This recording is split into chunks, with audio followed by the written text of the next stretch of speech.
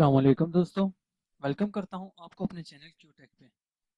दोस्तों, आज हम जिस टैग की बात करेंगे वो है फॉर्म टैग। फॉर्म टैग क्या होता है? फॉर्म टैग हमारे वेब पेज पे एक फॉर्म तैयार करता है और जिस फॉर्म से हम यूज़र से इंफॉर्मेशन लेते हैं। और हाँ, फॉर्म टैग अकेला यूज़ नहीं होता, इसके साथ और भी बहुत सारे टैग्स यूज़ होते हैं, जैसे input, text area, button, select, option, etcetera. Form tag के अंदर बहुत सारे एट्रीब्यूट्स यूज़ होते हैं। इन एट्रीब्यूट्स की बात हम बीच बीच में करेंगे, तो आए प्रैक्टिकल शुरू करते हैं।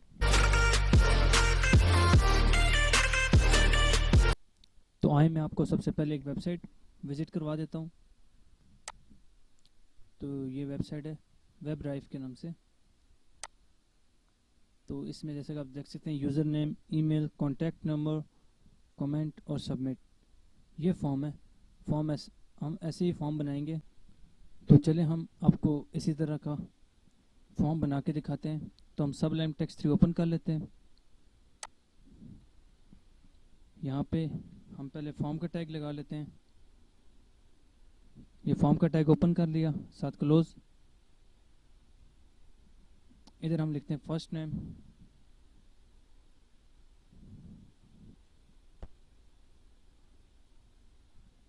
Space input,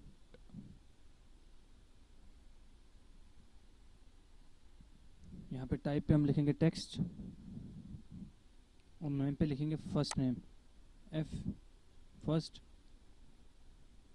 name. ये हमने फर्स्ट नेम लिख दिया। इसके बाद हम यहाँ पे लिखते हैं last name, sorry last name.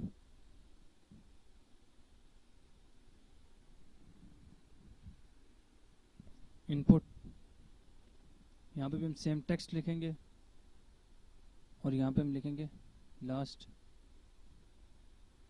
Name. और इसके बाद हम यहाँ पे लास्ट पे बटन बना लेते हैं सबमिट का। इनपुट, और यहाँ से हम नेम मिटा देते हैं और टाइप हम यहाँ पे लिख लेते हैं सबमिट। तो अब हम इसे सेव करते हैं और यहाँ पे वापस क्रोम में जाके इसको रन करके देखते हैं। तो जैसे कि आप देख सकते हैं, ये आपके सामने फॉर्म बना हुआ आ गया, लेकिन ये फर्स्ट नेम लास्ट नेम इसी तरह लिखा रहा है एक ही लाइन में। तो हम इसके ये ब्रेक टैग यूज़ करते हैं। तो चलिए वापस सब लाइन पे, यहाँ पे हम लिख लेते हैं ब्रेक का टैग ओपन कर लेते हैं बी आर,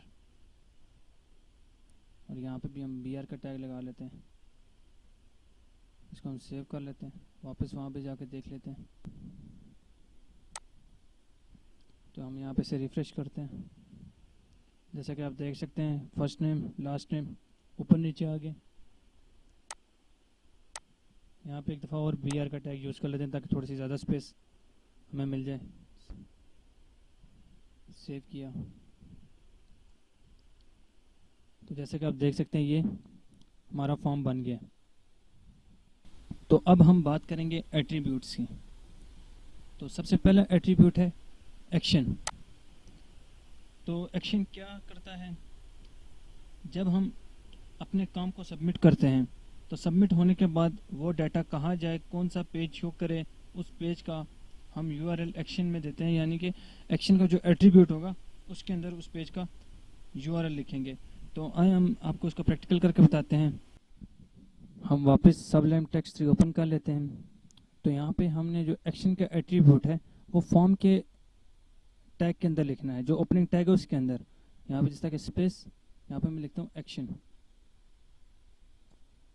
तो यहाँ पे मैं आपको बताना चाहूँ, एक्शन हम इसलिए यूज़ करते हैं ताकि हम अगर कोई चीज़ सबमिट करते हैं, आप क्या देखते होंगे, आपको अगर फॉर्म सबमिट कर लेते हैं तो आपको एक मैसेज शो होता है कि आपको फॉर्म सबमिट हो गया या नहीं।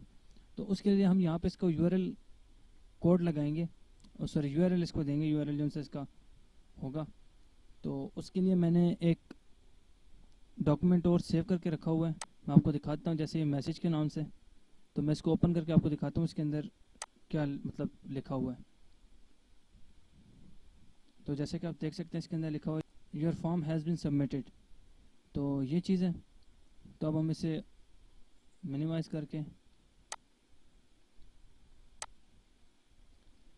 तो यहाँ पे हम जो सा URL है इसका, यहाँ पे हम लिखेंगे MESSAGE message.html। एक्सटेंशन फाइल हमने लाजमी डालनी है। और आपने एक चीज़ याद रखनी, अगर आपने इसकी आप प्रैक्टिस कर रहे हैं हमारे साथ साथ, तो ये हमेशा एक ही पेज के अंदर होनी चाहिए, मतलब कि एक ही फोल्डर के अंदर। तो चलें, तो अब हम इसे सेव करते हैं और गूगल क्रोम ओपन करते हैं। तो हम इसे यहाँ पे रिफ्रेश करते हैं। तो यहाँ पे हम नाम लिख लेते हैं, जैसे लिख लेते हैं अली, और यहाँ पे लिखते हैं रिज़ा। तो अब हम इसे सबमिट पे क्लिक करते हैं। तो जैसे कि आप देख सकते हैं your form has been submitted. तो ये एक्शन का काम है। ये एक्शन को हमने उसके अंदर एक URL दिया दूसरे पेज का, जो सामने यहाँ पे ये लिखा हुआ था, ये इस पेज का URL दिया। तो उसने इस URL को यहाँ पे शो कर दिया उससे। वैसे भी ये आपको मैंने समझाने के लिए HTML की फ़ाइल लगाई है, वरना यहाँ पे PHP की फाइलिंग होती है, क्योंकि PHP डायरेक्ट सर्वर से लिंक होता है। वो ये वैसे भी आपको समझाने के लिए कि सबमिट पे जब आप क्लिक करते हैं तो कैसे आप एक पेज से दूसरे पेज पे शिफ्ट होते हैं, या आपको कोई जो उस पेज पे अगर वो फॉर्म सबमिट होता है तो उसका आपको मैसेज कैसे शो होता है, तो ये बताना था। तो ये था एक्शन का एट्रीब्यूट।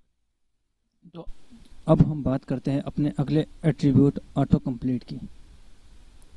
तो दोस्तों, ऑटो कंप्लीट एट्रीब्यूट जो है इसमें हम ये बता सकते हैं अगर ऑटो कंप्लीट ऑन है या ऑफ है।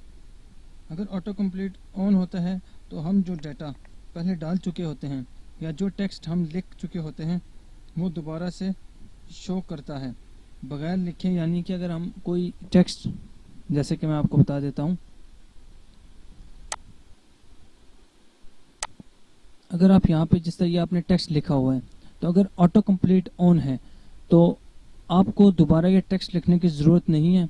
आप यहाँ पे जस्ट क्लिक करेंगे तो ये आपको डायरेक्ट नाम शो कर देगा। और अगर ऑटो कंप्लीट ऑफ है तो आप इस पर क्लिक भी करते रहें तो ये आपको नाम शो नहीं करेगा, आपको खुद मैनुअली लिखना पड़ेगा।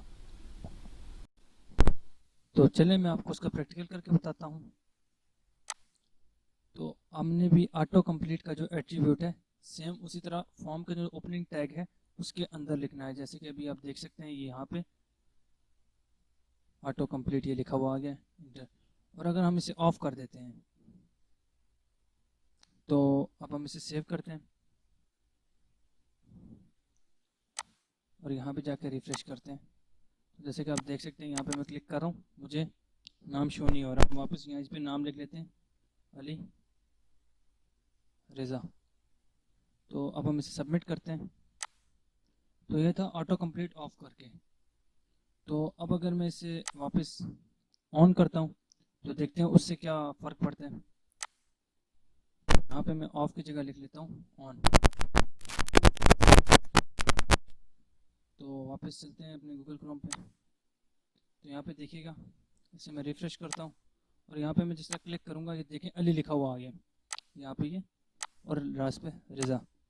तो ये था ऑटो कंप्लीट कि हम इसे ऑन कर देते हैं तो आपको ये इस तरह शो होगा। अगर हम इसे वापस मैं आपको ऑफ़ करके बताता हूँ।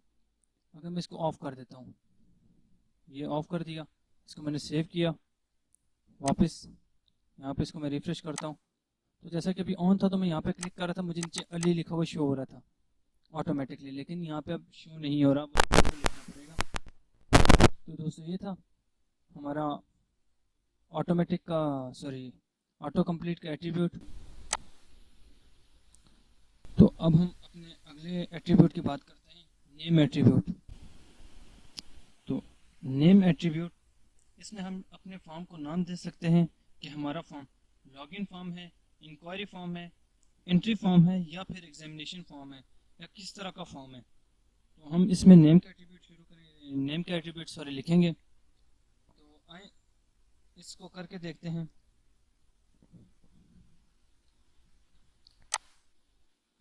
तो यहाँ पे मैं नेम के एट्रीब्यूट लिख लेता हूँ, नेम, और इसका हम नाम रखते हैं लॉगिन फॉर्म,